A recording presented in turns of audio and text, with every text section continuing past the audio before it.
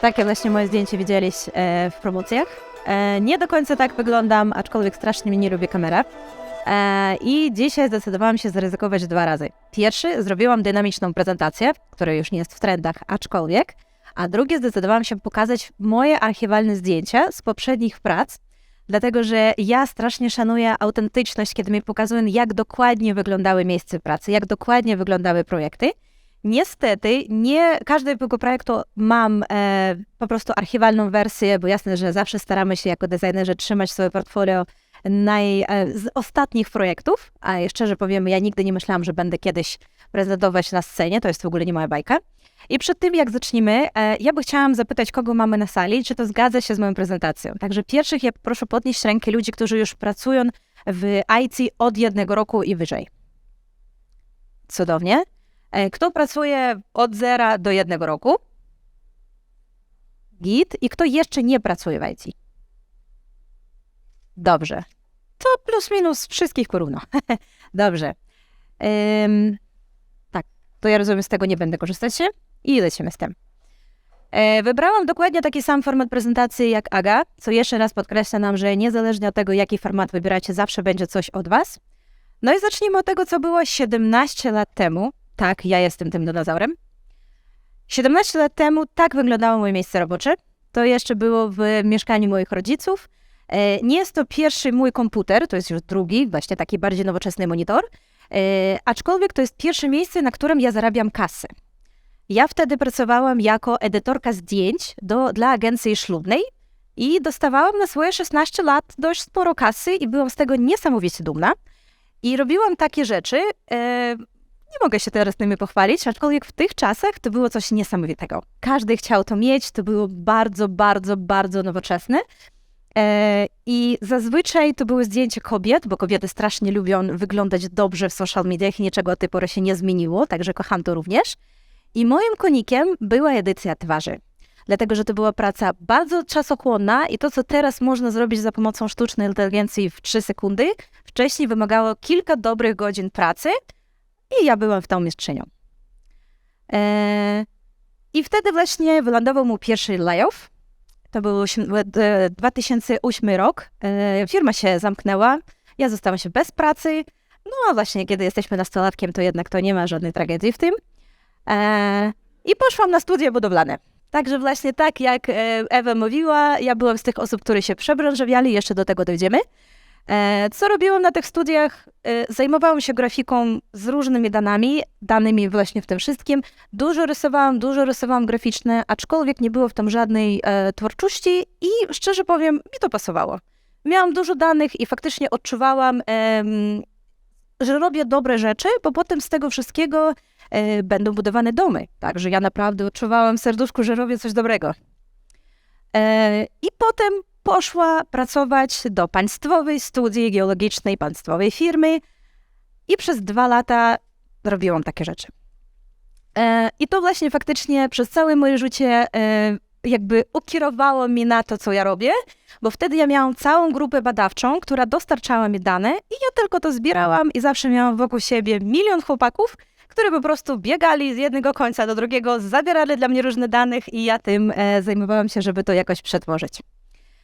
I właśnie akurat wtedy zdecydowałam się, że jednak to nie jest praca marzeń, szczerze powiemy.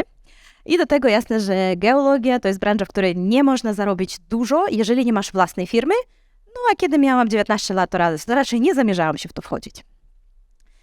I wtedy właśnie 11 lat temu to był taki moment, kiedy każdy otwierał własną firmę IT, bo było mnóstwo klientów, było bardzo mało specjalistów. I ja zostałam zaproszona przez znajomych, którzy otworzyli firmę. Nie mieliśmy biura, nie mieliśmy niczego, ale mieliśmy klientów ze Stanów. To znaczy, że mieliśmy kasę. I ja byłam niesamowicie dumna z siebie. Ja byłam po prostu, ja pracowałam zdalnie, ja miałam wolne godziny pracy. Ja mogłam sobie pozwolić prawie na wszystko. I właśnie wtedy to było duże ryzyko, bo wtedy IT było coś na kształt teraz blogerów. To znaczy, moi rodzice na przykład, kiedy zdecydowałam się zmieniać branżę budowlaną, taką bardzo, bardzo stabilną, na branżę IT, no pomyśleli, że Mira, Boże, no co ty sam sobie robisz? Dobrze, baw się dziecko. Właśnie takie było podejście. Co robiłam wtedy? Czasami robiłam przepraszam, zapomniałam wam jeszcze powiedzieć, to nie są strony, które faktycznie robiłam ja.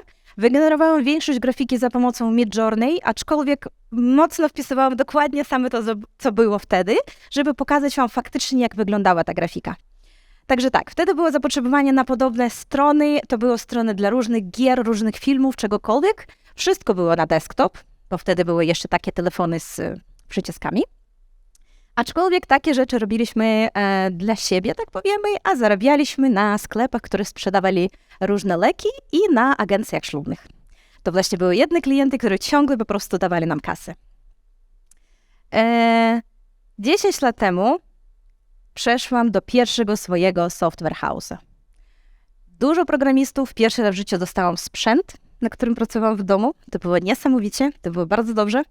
I naprawdę myślałam, że ja już mam poukładane życie, ja już jestem bardzo spokojna, bardzo stabilna, zamierzam się kupić mieszkanie, no i w ogóle naprawdę cieszę się życiem.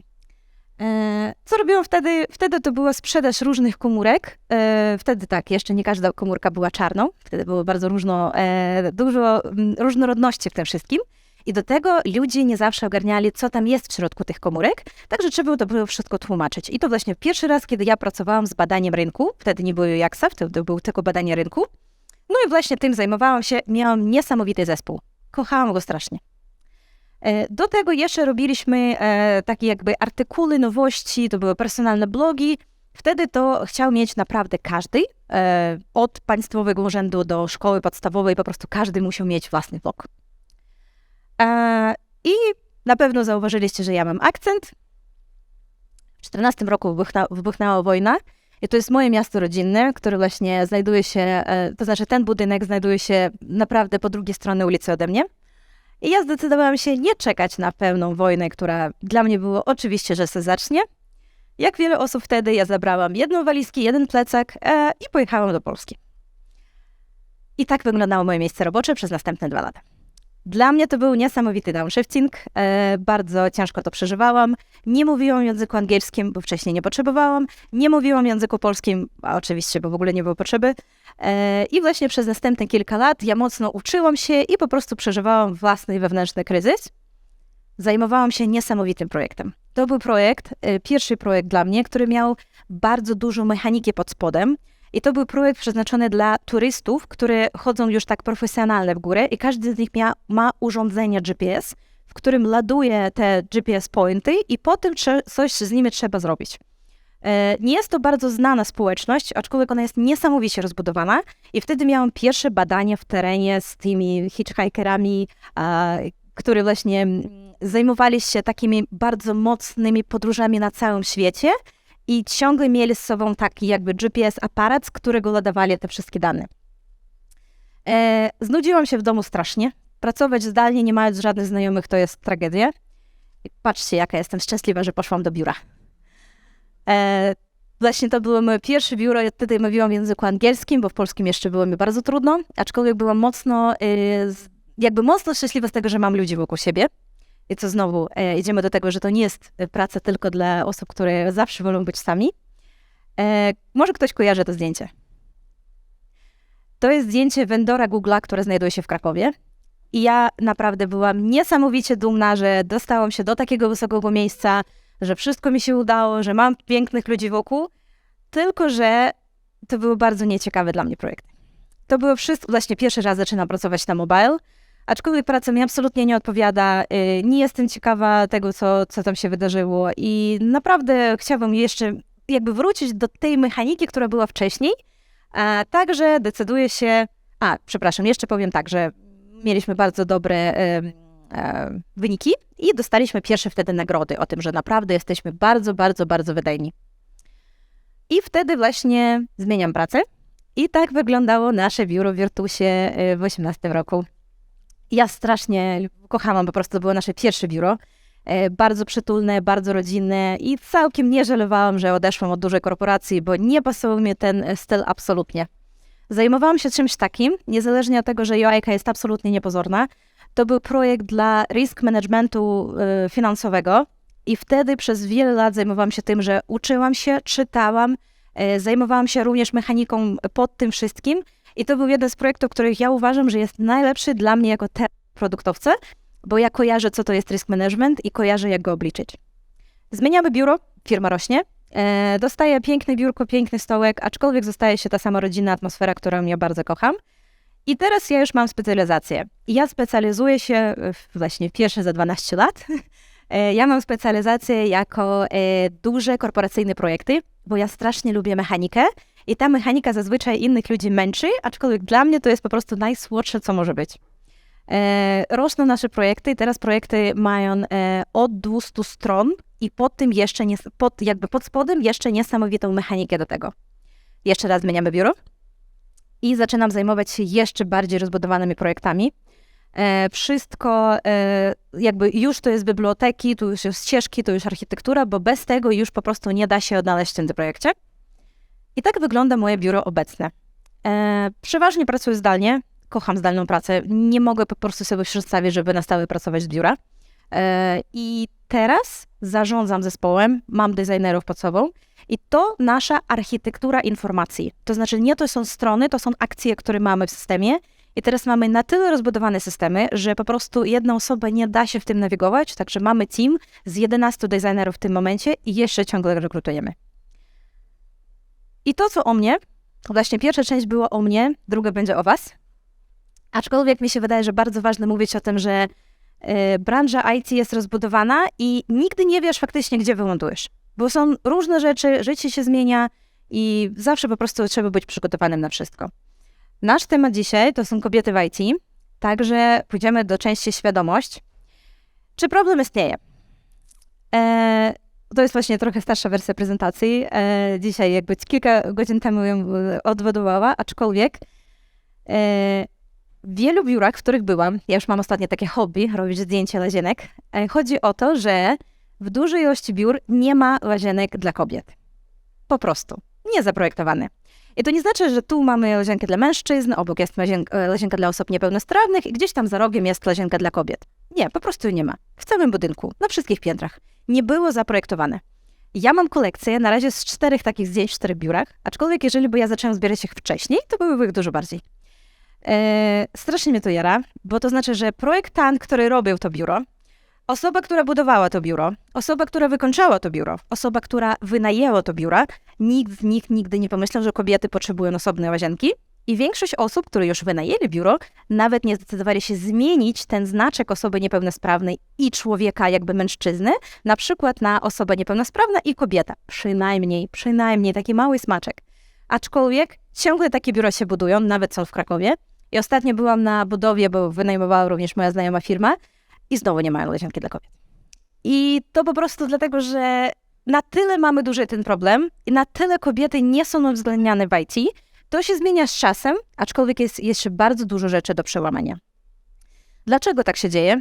Bardzo dobrze o tym powiedziałam Ewa, aczkolwiek stereotypy, brak wzorców, bariery edukacyjne, praktyki rekrutacyjne i zakłócenie równowagi między życiem zawodowym a prywatnym.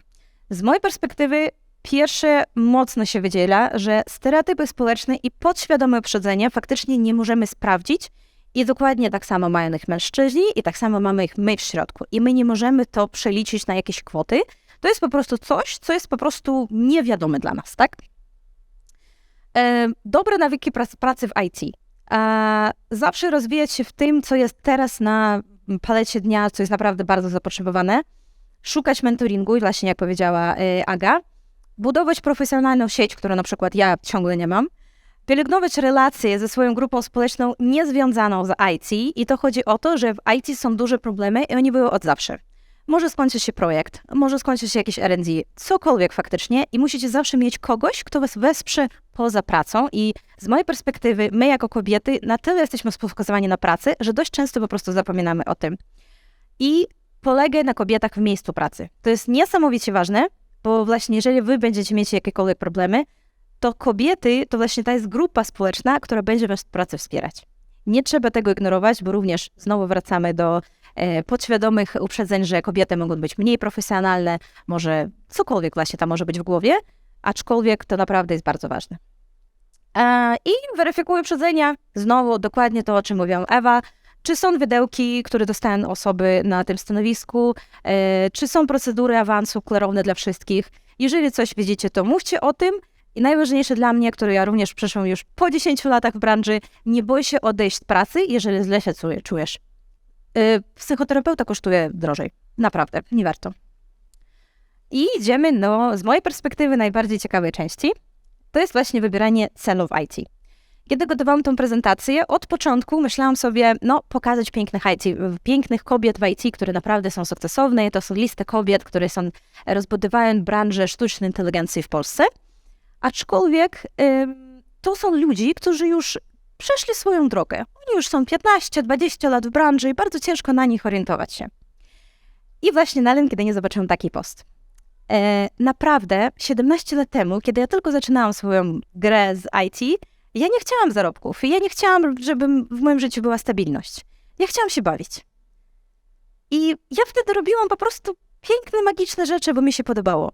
I każdy raz, kiedy ja miałam jakieś problemy, to jednak dla mnie to nie było, o Boże, ja muszę to zrobić, żeby coś tam zrobić i tak dalej. Nie, to po prostu było to było coś przyjemnego. I ja mam dla was dzisiaj test, jak w stylu Zodiaku, tylko trochę bardziej korzystny. Jaki rodzaj magii wybierzesz?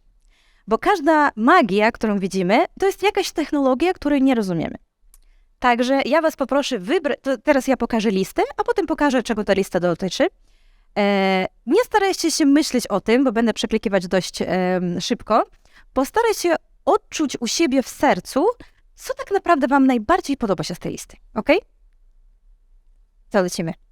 Rozmowa z duchami, wyroczne delfiska, tworzenie golemów i stworzenia galatei. Pierwsze. Znajdowanie osób na odległość, tworzenie tekstów sakralnych, chroniące amulety. Dżin w lampie, magiczna torebka Hermiony Granger z dodatkową przestrzenią, druga strona lustra Alicji. Kryształowa kula lub magiczne lustro, ujawnienie ukrytych prawd i wgląd w przeszłość, teraźniejszość i przyszłość. Bagaż Terry'ego Pratchetta, mam nadzieję, że jeszcze ktoś to czyta, podwórna książka potworów z Harry'ego Pottera, pereleryna doktora Strange'a czyli po prostu latający dywan. Pinokio, meble z pięknej bestii, dziadek do orzechów. Wróżka krzesna, zła czarownica, Mary Poppins, biała czarowniczka z opowieści z Narnii. To są bardzo zaawansowane rzeczy i jasne, dlatego, żeby tam dojść, trzeba przejść długą drogę, aczkolwiek zaczynamy od pierwszego kroku. Jeżeli wybrałaś tą część, to czeka na ciebie sztuczna inteligencja. To właśnie akurat to dokładnie, co jest opisane w midach, tylko że możecie to sprawdzić i możecie to zrobić. Także uczymy się Pythona lub Javy i zaczynamy małymi kroczkami robić podobne rzeczy. Znajdowanie osób na odległość, tworzenie tekstów i amulety to jest bezpieczeństwo w sieci. Znowu mamy Python i naprawdę łatwo od tego zacząć. Dżin w lampie to nasz cloud computing i przechowywanie danych w chmurze. To faktycznie ciągle tworzymy miejsce w innym miejscu i rozszerzamy rzeczywistość. Kryształowa kula to jest nasza analiza danych. Strasznie ją kocham, bo to faktycznie jedna rzecz, która faktycznie można zajrzeć w przeszłość i pokazać nam, co było i co będzie. Jeżeli lubicie różne rzeczy, to macie internet rzeczy. Znowu mamy Java, Python i JavaScript, jednak naprawdę łatwo w to wejść i nawet zrobić jakiegoś małego, najmniejszego robota i już cieszyć się dalej życiem. I ostatnim, mi się wydaje, że to jest ostatnie, to jest Pinokio, to właśnie jest robotyka. Zaczynasz się od C++ i Python i to jest faktycznie z mojej perspektywy najbardziej zachwycająca branża w ogóle z tych wszystkich. Przepraszam bardzo, jeszcze mamy ostatnie, najbardziej ciekawie, to właśnie to są czarownicy. To jest nasz leadership i zarządzanie projektami, bo nikt nie pracuje sam. Teraz po prostu olbrzymie projekty, bardzo duże, bardzo szerokie, rozbudowane teamy. Także zarządzanie w IT to już jest z mojej perspektywy kwestia techniki, instrumentów, różnych narzędzi i naprawdę warto w to, jeżeli wam to się podoba, warto w to wchodzić. Tworz małe, ale działające rzeczy. Dość dużo osób, które tylko zaczynają uczyć na przykład Pythona albo Javy, dla nich to jest taka niesamowita duża branża. Warto rozbijać to coś na mniejsze kawałeczki. Uczycie cyber security? Troszkę Pythona, postaraj się na przykład złamać własny Wi-Fi serwer. Macie instrukcję do tego w sieci. Albo na przykład sztuczna inteligencja. Jeżeli zaczniecie po prostu jarać wszystko, robić wszystko, że ja będę po prostu najlepszym mistrzem, to nigdy tego nie zrobicie. Mamy teraz ChatGPT, postarajcie się coś z nim zrobić. To znaczy na bazie tego czatu, żeby coś u was działało. I wtedy wy będziecie mieć tą dopaminę, która po prostu będzie was przyciągać dalej i dalej i dalej, bo już coś macie w rękach. To cel wybraliśmy, mam nadzieję, i idziemy do skillsetu. To właśnie tak faktycznie wygląda nasze piękne obrazy, tylko już w postaci listy, że to jest najbardziej rozbudowana część naszej branży, która by była popularna w następne 10 lat, przynajmniej analiza danych tak mówi. I co dlatego potrzebujemy? Soft skilly, znowu o których już mówiła Aga, angielski, szukanie, weryfikacji informacji, sztuka samodzielnej nauki, niesamowicie ważne w IT, bo tak, IT to jest ciągłe rozwijanie się i ciągłe szkolenie się z różnych tematów, komunikacja i negocjacje, bo znowu mamy duże teamy, nawet głębokiego odpoczynku, od którego również ja tylko przez ostatnie covidowe lata doszłam, że niezależnie od tego, jak dużo się staramy, musimy odpoczywać, dlatego żeby znowu po to wracać. To naprawdę jest nawyk, który trzeba budować i nawyk bezpieczeństwa finansowego. Niezależnie od tego, że IT wydaje się bardzo stabilną branżą, layoffy były zawsze. Zawsze nie dostawaliśmy finansowania na coś, na różne projekty i po prostu w jakimś przypadku klient może zdecydować się, że hej, kończę z wami współpracę. Także mieć możliwość po prostu spokojnego przejścia z jednej pracy na drugą, to jest niesamowicie ważny nawyk i warto w to wkładać swoje umiejętności. Skilly techniczni, już o nich mówiliśmy. Pokazałam tu 4, aczkolwiek każda specjalizacja potrzebuje własnego.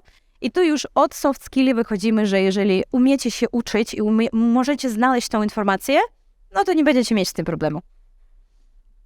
Na połowę techniczne skilly. Planowanie, zarządzanie czasem, optymalizacja, automatyzacja i ogarnięcie tego, jak pracuje biznes. Nie można ich odnieść do soft skilli, nie można ich odnieść do tech skilli, aczkolwiek jeżeli macie tą część, dużo łatwiej pójdzie wam i kariera, i po prostu projekty. Zawsze mnie pytają o tym. Time estimation. Wystarczy wam 1 roku, jeżeli nie pracujecie jeszcze w IT, żeby zostać juniorem i zostać zrekrutowanym. Teraz wszystko jest dostępne online. Nauka, samouczenie się jest bardzo popularna. To jest absolutnie normalne, żeby przebranżawiać się samemu. Zachęcam. I podchodzimy do naszego końca. Ja by chciałam, jeżeli po prostu zapomnicie wszystkie te piękne zdjęcia, historie, fotografie, które wam dzisiaj pokazywałam, ja by chciałam, żeby wynieśliście z tej prezentacji 3 rzeczy. Znajdźcie sens w tym, co robicie. To jest niesamowicie ważne, kiedy uczycie się jakiejś dużego kawałku informacji i znajdujecie się w tym bardzo długo, to w przypadku, kiedy nie macie motywacji, kiedy nie wiedzicie, dlaczego to robicie, jeżeli nie tworzycie tą magię dla siebie, bardzo łatwo po prostu zrezygnować. Także warto mieć w głowie coś, co was naprawia w tym wszystkim. Szukaj wspierającej grupy i wspieraj innych. Niesamowicie ważne. Przez wiele lat myślałam, że właśnie IT to jest dla osób, które po prostu mogą coś zrobić, aczkolwiek to nieprawda. Teraz IT się mocno zmieniło i teraz mamy grupy kobiet, które wspierają kobiet nawzajem i to jest niesamowicie ważne być tą częścią grupy. I ostatnie to pracuj i uczyć się efektywnie. Nie dużo, nie ciągle,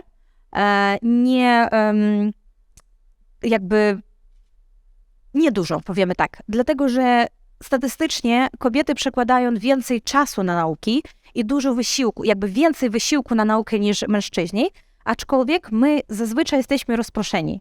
Także dużo łatwiej sfokusować się na czymś, nauczyć się czegoś konkretnego i zrobić mniej wysiłku, tylko już od razu mieć jakiś rezultat. Polecam.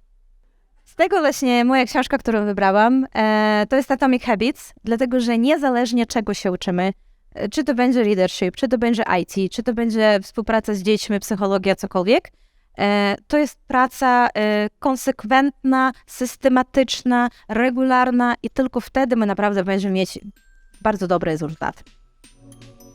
To bardzo wam dziękuję.